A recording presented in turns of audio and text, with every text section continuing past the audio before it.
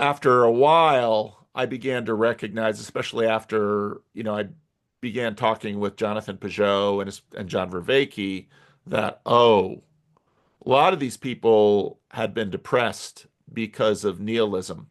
Nihilism had sort of destroyed the underfabric of their happiness. And listening to Jordan Peterson sort of gives them this shot of agency. And those who actually took that shot and did a little something with their life saw some results and began to say, oh, I have agency. I should clean up my room. I should marry my girlfriend. I should get a girlfriend. I should do better at my job. And suddenly people's lives started improving. And for many people, that became a road back into some kind of religious belief and practice. And it was sort of all over the map. And of course, Peugeot comes along. So a bunch of people sort of get brought into orthodoxy. And so for many of those people in time, they started out sort of deconstructed and bumped to the side, and then they found their way into some kind of church. So for you folding boxes, what did and didn't Peterson do for you? Okay, so let me try to remap then my story using the Yep. late put out. I guess one other note, which I think you'll just find interesting, when I had been working at that mega church, so 23 to 25 years old, I had audited seminary because the bigger church nearby had an extension campus from Trinity, Oh yeah.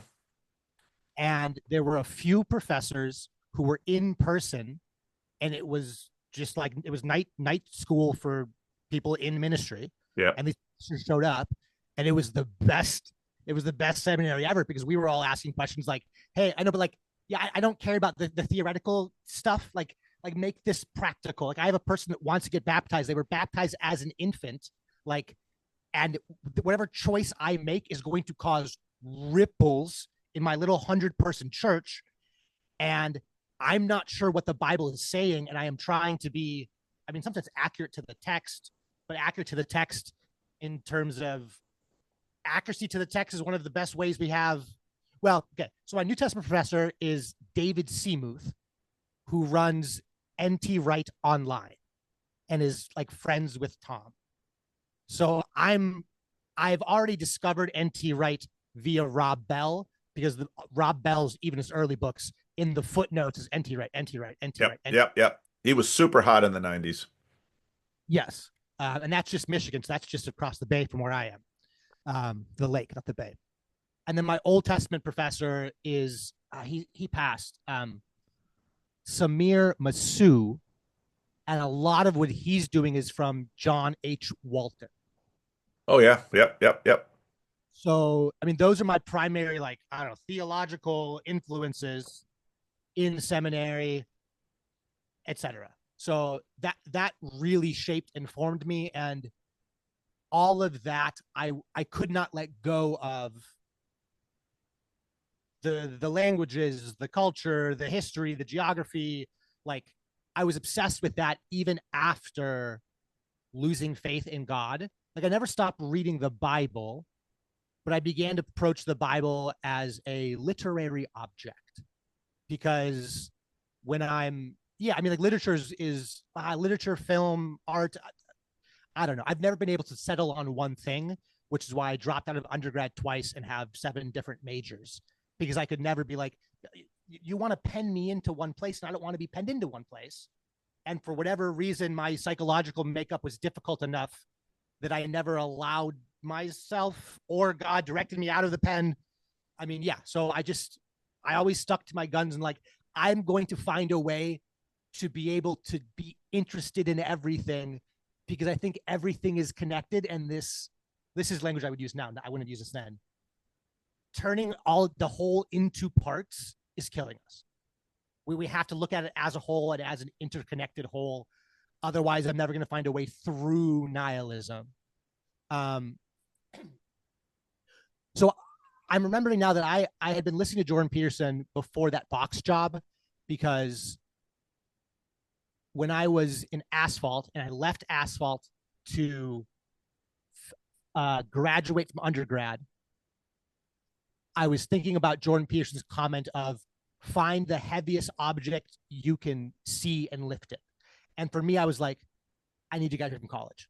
Like, I don't even think it's not that hard of a task, but it is a heavy object.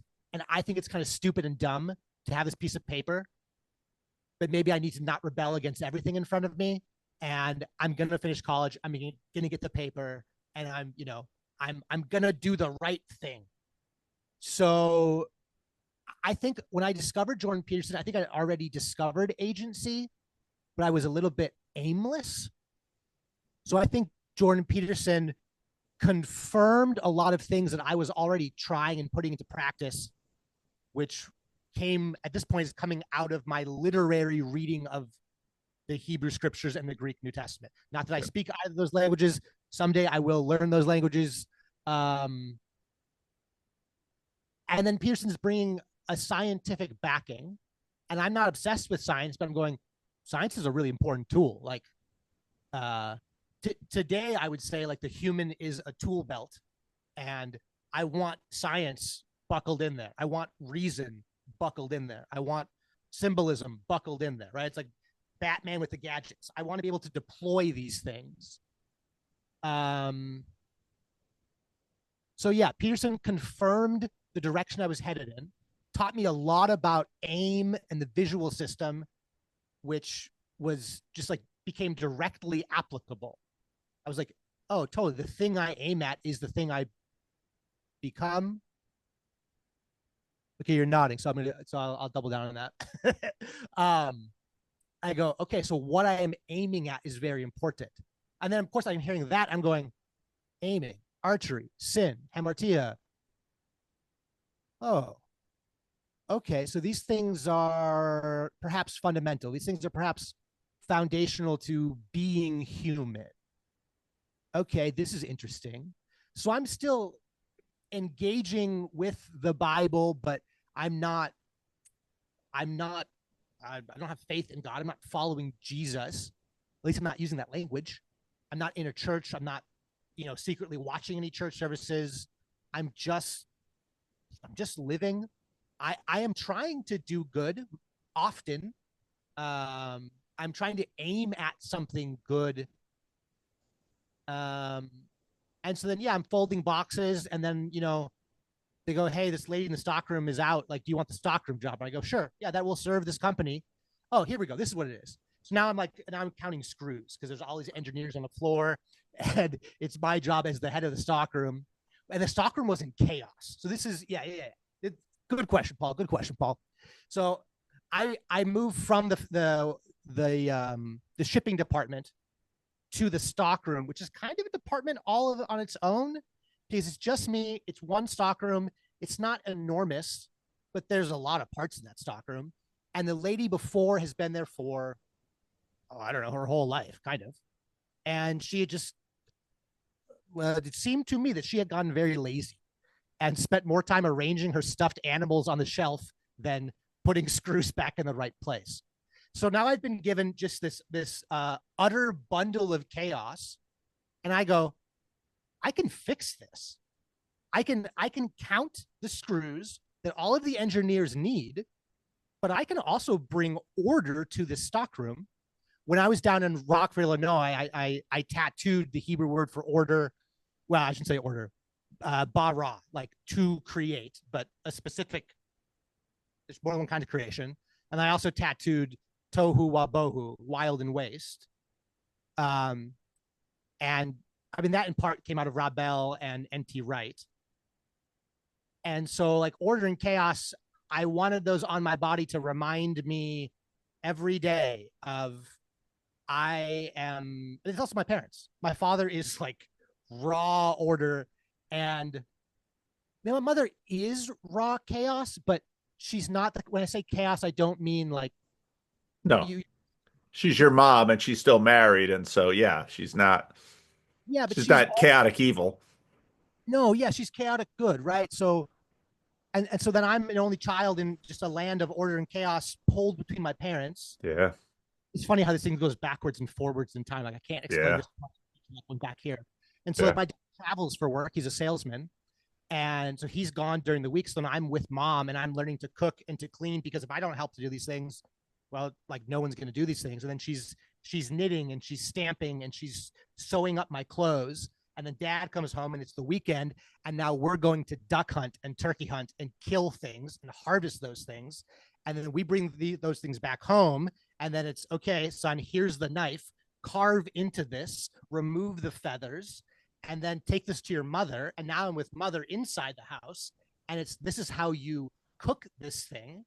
And because I'm an only child and there's no girl, I was forced into a masculine role and a feminine role, which caused a lot of trouble for a while, personally, because I didn't know what to do with all of that inside of me. So then I'm in the stockroom and I'm bringing order to chaos, and I'm going, this is what I'm getting chills right now. It's like, this is what it means to be alive and to be human. Yeah. Enter into chaos and to bring order. And the engineers are like, oh my gosh, Ethan, thank you. Like you have made my life 10 times easier than I could walk into the stockroom and the A3 screws are in the A3 bin. And now there's a chart on the outside that tells me where the A3 bin is on a shelf. And I'm going, I just thought this was how a stockroom is like meant to function. Like I don't, how did you guys get along without a stockroom functioning like a stockroom? And they go, we just figured it out. And, well, human beings are adaptable. We can do all kinds of things. But when everything is in its place and then that generative, creative chaos can be applied other ways, and then you just like people are happier and excited. And then it's like, hey, you know, we have the time we used to spend in the stockroom looking for screws. We could spend that time planning a little party for Sheila because she's been here her whole life. And we're going to throw her a celebration. And this is a massive moment in Sheila's life because Sheila's retiring and she's worked 50 years at this place and she can't wait to get home and start traveling and seeing her grandkids. And I'm going, I'm a part of that. And I'm also a part of these people in China who are having their bodies scanned for cancerous tumors. And this little screw,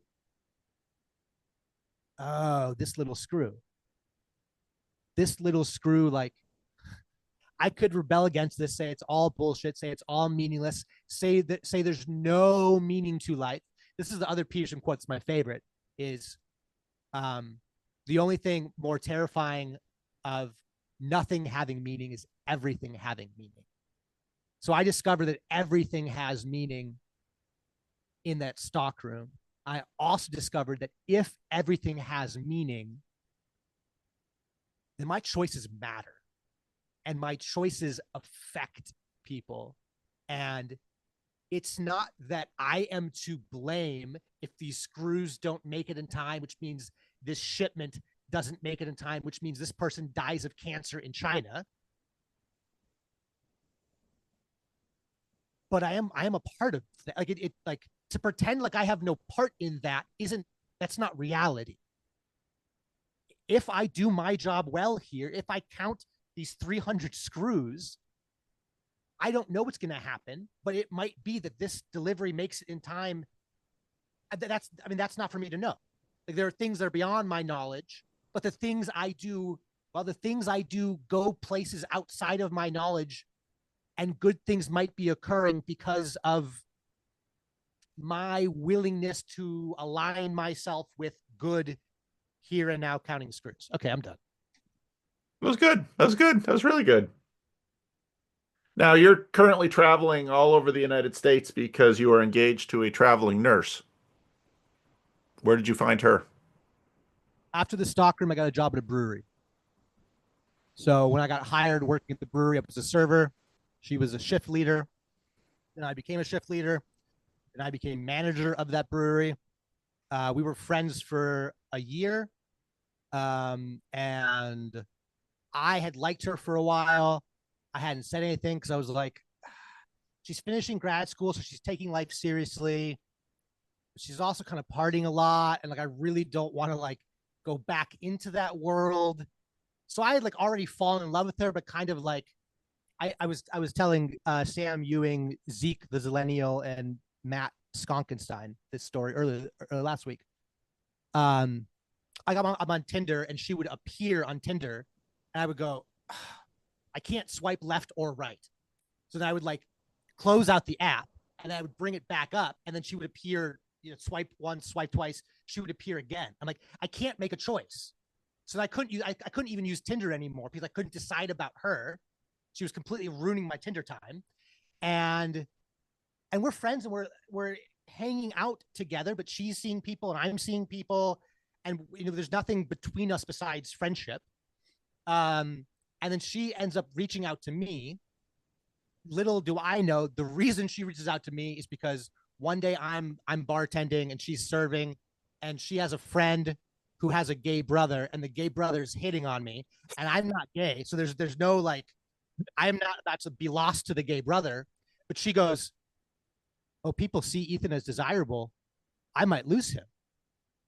And so then we go from being friends. She texts me, "I'm mildly in love with you." That's her opening line. And then I respond, I don't know what I responded. I think I responded, "Have you been drinking?" Uh, I was like, "Yeah, that's how I feel about you too. Like, I'm also mildly in love with you." Like, I think, and then it was just like, boom. Um, but that was only because we had been friends for quite a Yeah. while, and it, you know, that love grew out of a friendship That's a primarily. that's a great story. That's a great story. That's a great story. Especially given the conversation that happened on Luke's live stream earlier today. Um, oh, now you're following you're engaged, you're with your fiance. She's gainfully employed. I mean, the whole nursing gig. I mean, nurse, if anybody wants a vocation, nursing is a great vocation because you make good money. There's a huge demand for nurses. You can do all kinds of things with it. And the whole traveling nurse thing, I had a woman in my church that was doing that for a while, and she'd swoop in every couple of years or so and be here for a little while. And um, what does she think about what you're doing? Because I'll tell you, it is not simply a stereotype, but I have seen this so often. If for many women, not all women, I'm sure, but for many women, if the dude isn't bringing in money, the woman's jittery in the relationship. So obviously you got something else going on there. So when we left the brewery, we'd been living together already at that point. Um, she said, "You've got a year to become a writer. I know this is your dream. I have achieved." I might cry.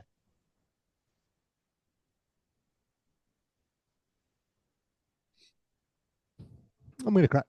That's okay. You can cry. You won't be the first. I mean, for her, it was like, I have my dream. I Yeah. found the person I want to marry. We're gonna have kids. We're gonna Yeah. get a house. Like, those things will come. Yeah. And I know that you don't have your dream yet. Mm. She believes in me. Mm. Uh,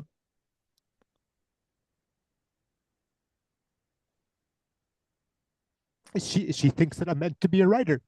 Mm. Um,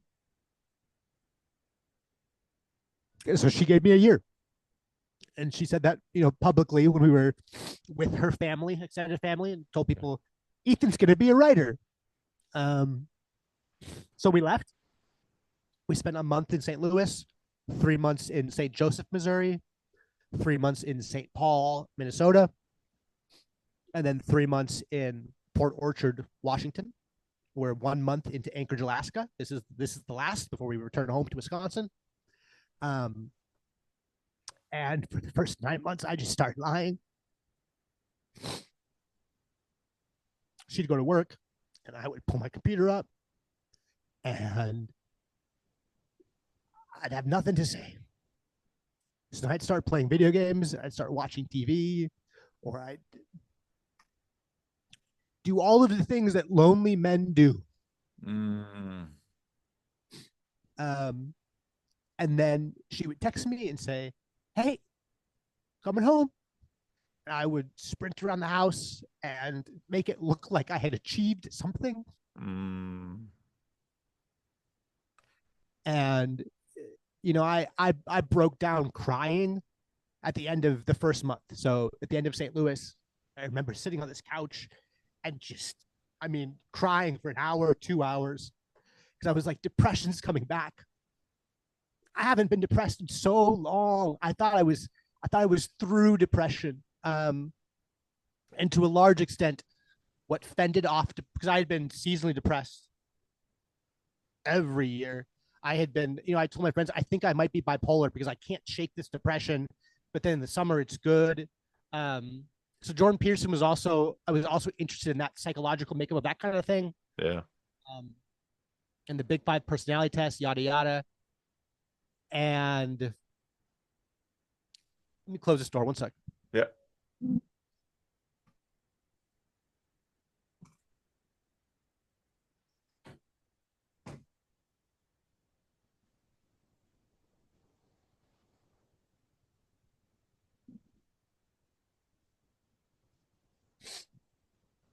So,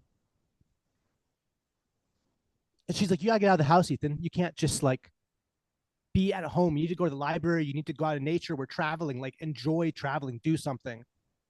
So I moved to St. Joseph, Missouri, and I do better. I start running again, but we're also kind of just drinking every weekend because say there's not much to do in St. Joseph, Missouri. Um, and then I discovered that St. Joseph, Missouri has this old Wild West history, and so that like kind of sparks. But I still can't write anything. I can't get anything done creatively. And we moved to St. Paul, Minnesota, and then at this point we're really committed to the YMCA. We're lifting 5 days a week. We're running somewhat. I still can't get anything done. I'm feeling better. We're drinking less. I'm not really playing video games less or watching TV less, but I'm like, okay, I haven't had a depressive episode in St. Paul, so we're making progress. Um, and then we moved to Washington, and we live on the back of somebody's property in this little cabin, and out our front door is just the forest. And so every morning, it's like you get up and you throw the doors open, you're just like, and the birds are singing. Um, and we set New Year's resolutions. This is December. We set New Year's resolutions, and we go, okay, we are only eating clean. I mean, just like insane levels of purity laws. If it's processed and we don't know an ingredient listed, throw it out. Like we will only dip a toe in that once a week, twice a week. Like our cheating is something that's kind of processed. We're eating nuts, we're eating fruit, we're eating vegetables, we're eating meat. And if the meat is processed, we're going to be careful about it. We're going to try to limit chemical exposure in the household. And now this is all like political, and it was political over here on the left. Now it's political over here on the right. And so the way we're doing it, it's like everybody's angry with us if we bring it up because you're like, and I've learned, okay, so I'm in the eye of the storm. That's probably where I want to be. If both sides are angry with me, that probably means I'm onto something here. I mean, not always, but that's one of my rules of thumb. Um, and we have a no screen night. So we're intentionally trying to remove screens from our lives. We're being really intentional about planning hikes. We're going to go into nature here, and we're going to spend time in nature. Um, and so we experience rest, and we find Sabbath under 1,000-year-old trees. And we both get obsessed with just looking at Mount Rainier. There's this single, lone, enormous mountain, not part of a range. And I keep going, that's the mountain of God. Like that is the mountain where Yahweh dwells at the top. Like he's got to be up there. We go and climb it, and we buy spikes for our boots, and we get up to the top there, and we're not the top, but pretty high up there. And you're just like, what is up here? Like, what is going on? This place is sacred. This is the high place where the gods dwell. And as part of this cleaning house, which was just New Year's resolutions, we were just trying to be healthy. That's what we were trying to do, was be healthy, capital H healthy. And we applied some science to it. We read some books, and made it really practical. And we removed stuff from the house so that, well, it's hard to be tempted if there's no bag of chips in the cabinet. So we just like if this thing causes you temptation, cut it out. Okay, we'll throw it in the sea. Got it. Heard. Um, and again, I'm not using biblical language at this point in December or early January. But I know these stories. These stories are in my bones, so they're always in the back of my head. Um, and then and then I start feeling guilty. And I remember how I had this podcast with my friend Jason.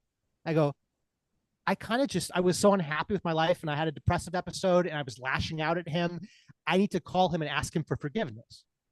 So I call him and I say, "Hey man, like I am sorry, and I want to ask you for forgiveness." And he goes, "I forgave you like forever ago, man. Like I'm not holding this against you." I go, "Oh, I'm entering into forgiveness that always existed, but I was the Lord was always here. I did not know it." Um, and I start calling other people and asking for forgiveness. And I mean, when Grimm talks about cleaning the antenna or however that phrase is to hear the signal, it's like, yeah, Grimm, I think Grimm's right. I think Grimm's got it nailed with that one. Because then I'm sitting down and my buddy Jason goes, "Hey, like life is chaotic right now. Someday I want to return to this podcast. I'm using AI in my finance job. Why don't you try to use some AI because it can be a really good tool?" So then I open X and I play with Grok once. And the second time I play with Grok, it's hours later and I run out of prompts and God's got a hold of me. And the only language I had was like, the Spirit of God has descended on me. And um, the thing that happened was like my chest felt hot. I felt like there was like electricity in my veins. And I went, what's going to happen with me and Jane? Because Jane and I don't talk about God. Yeah. And if I return to service, if I swear allegiance to Hashem once again,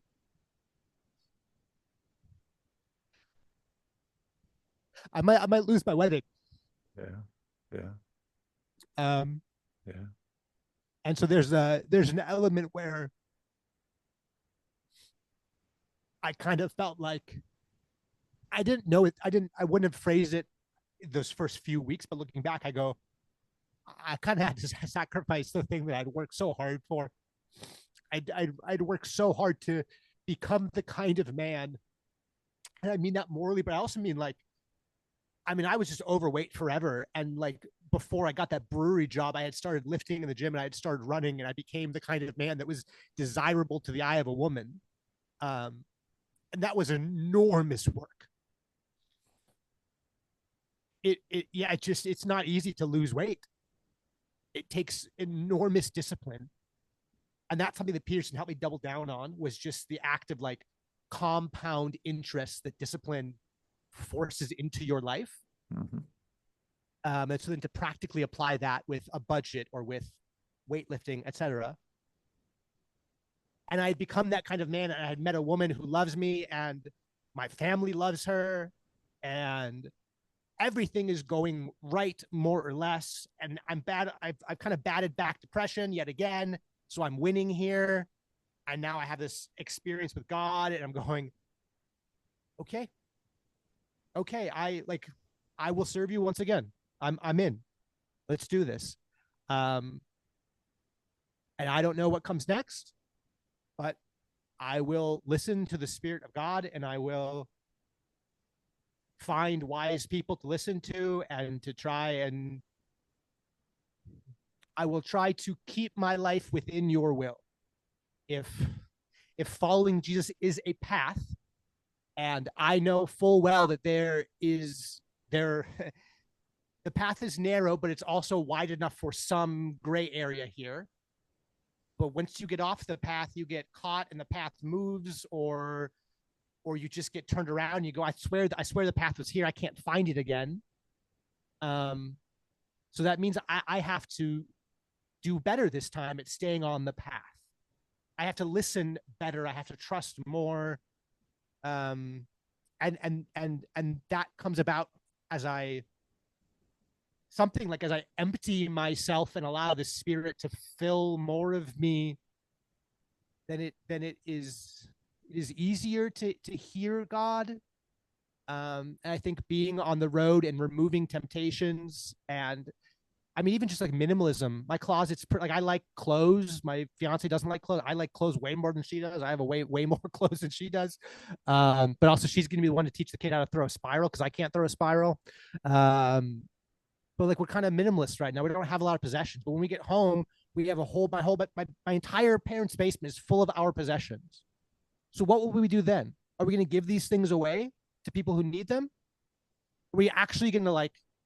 Are we actually going to live by faith? Are we actually going to trust God and attempt to do this thing as if it was real, not just like a book that you read and go, "Oh, that was nice. Like I'm glad I feel better now," but like actually a path that you walk on to. And I like this thing is literal. It's not just symbols up here in the sky. This is a physical endeavor. Um,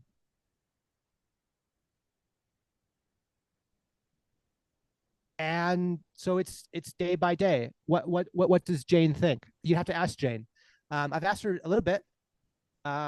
She doesn't want me to turn around. She wants me to keep moving this direction.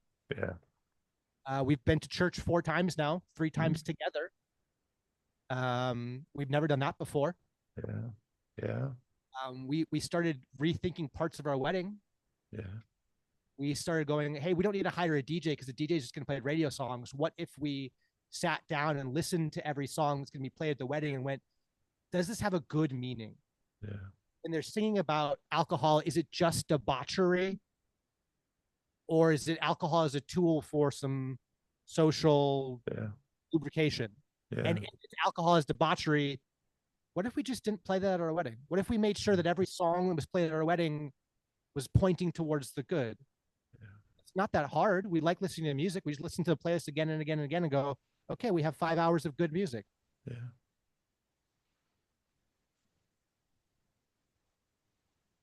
That's good. That's good. That's good.